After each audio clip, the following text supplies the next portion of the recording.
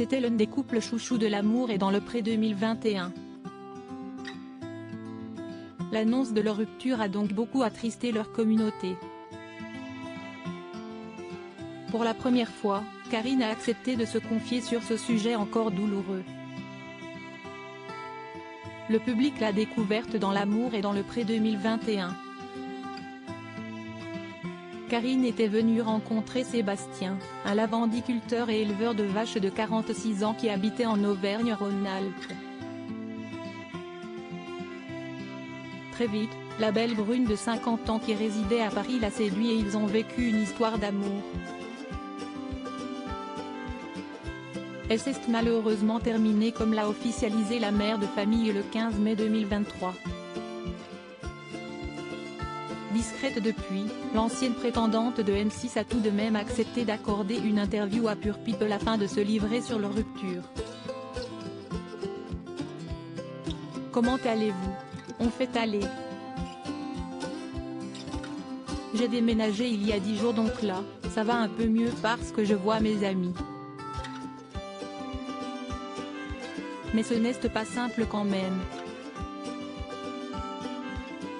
Lors de votre bilan, si est-il au bras de Sébastien que vous étiez arrivé afin de dévoiler que vous étiez toujours ensemble. Et vous envisagiez d'habiter ensemble à l'époque.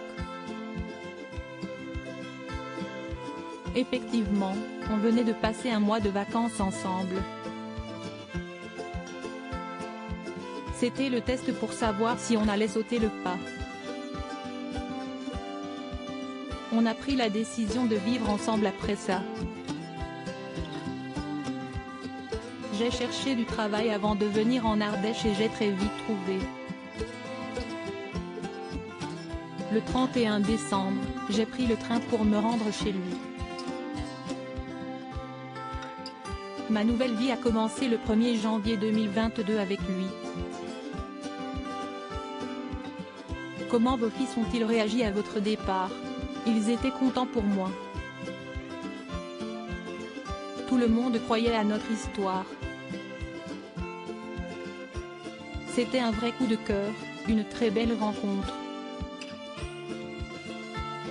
Comment s'est passée la cohabitation avec Sébastien? Avant de passer un mois de vacances ensemble, je descendais en Ardèche tous les 15 jours pour passer du temps avec lui et ça se passait bien.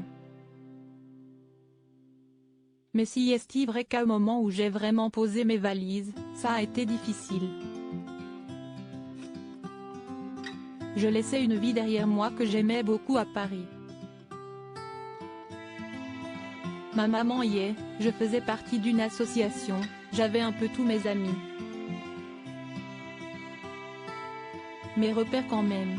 J'ai 50 ans donc ce n'est jamais facile. Mais je savais ce que je faisais, donc il n'y avait pas de problème. Ce n'était tout de même pas facile moralement.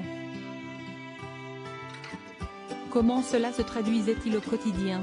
Je pense que Sébastien n'avait pas pris en considération tout ce que je laissais derrière moi. Il n'a fondamentalement rien changé à sa vie pour m'accueillir. C'est-à-dire qu'il vivait exactement de la même façon que quand il était seul. Et si est-il vrai que je m'attendais à ce qu'il s'investisse plus? D'autant plus que, quand je suis arrivée dans la nouvelle entreprise où j'allais travailler, je suis tombée sur une équipe très masculine et très dure qui m'a un peu fait la misère. J'en ai souffert. Donc quand je rentrais à la maison, c'était un peu compliqué. Je n'avais pas forcément de soutien, je trouve, de Sébastien. Et avec son fils, âgé de 14 ans, note de la rédaction, aussi c'était un peu compliqué. Je l'ai mal vécu, j'ai grossi avec tous ces soucis. Plein de choses faisaient que je n'étais pas bien dans ma tête et dans ma peau. Je me suis dit qu'il ne fallait pas baisser les bras, que ça allait s'arranger. Pour quelle raison était-ce difficile avec son fils? Je pense qu'il était très fusionnel avant que j'arrive. Et pourtant je ne m'étais pas imposé. On en avait discuté avec son fils. Je lui avais demandé s'il était d'accord et lui avais expliqué ce qui allait se passer. Mais si est-il pareil, entre le moment où il a accepté et celui où je suis vraiment venu vivre avec eux. Si est-il un enfant. Donc il avait peut-être l'impression que je lui prenais son papa. J'ai dû essayer de gérer les choses toute seule aussi. Après, ça a commencé à aller mieux, au bout de 6 mois. Mais si est-il vrai qu'on a eu du mal à nouer un lien. Au final, si est-il un peu un mélange de plein de choses qui fait qu'on en est arrivé là aujourd'hui. Je me suis toujours dit que ça irait mieux, donc je suis restée. Et pour que ça aille mieux au niveau professionnel, j'avais changé de boulot. J'ai trouvé un job dans le commerce et j'étais mieux moralement. Je rencontrais du monde, c'était une bonne équipe. En revanche, j'avais des horaires compliqués, donc je n'avais pas l'impression que ça nous raccrochait. Le fossé se creusait plus qu'il ne se rapprochait. Il y a des torts des deux côtés. Êtes-vous à l'origine de la séparation? Si est-il moi qui ai pris le soin de ne parler, parce que je sentais que du côté de Sébastien, il y avait un problème aussi. Mais si est-il un homme qui n'aime pas le conflit, donc il n'aurait pas abordé le sujet. J'ai eu une discussion avec lui lors d'un repas chez une amie. Moi-même, j'avais du mal à dire les choses. On voyait que je prenais sur moi avant car j'avais beaucoup grossi, des kilos émotionnels je pense. Et lors du repas, j'ai commencé à dire que je ne me plaisais pas, que ça n'allait pas. Je me disais que ça allait faire un déclic à Sébastien et qu'il allait tenter de sauver les choses. Mais pas du tout, il s'est encore plus éloigné.